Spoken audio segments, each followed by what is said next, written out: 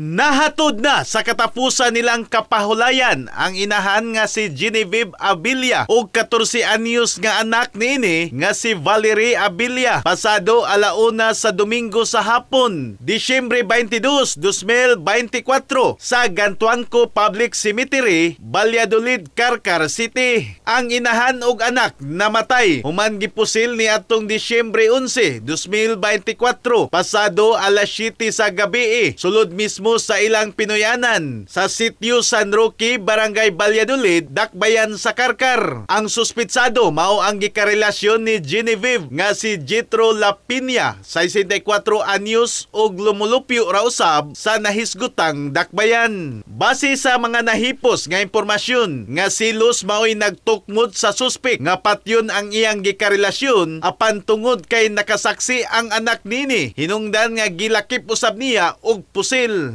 Nasayran sab ang suspek adunay pamilya, gani dagko na ang 5 ka mga anak niini apan kay wala naman magpakabana ang iyang kaipon. Hinungdan nga nakahimo niini ang pakigrelasyon kang Genevieve. Kasamtangan ang suspitsado nagtingkagol sa Carcar City Police Station Custodial Facility nga nagatubang karon og 2 ka kasong murder. In the heart of changing lives, ako si Brigada Alan Tangkawan sa 90.7 Brigada News FM Cebu, the Music and News Authority.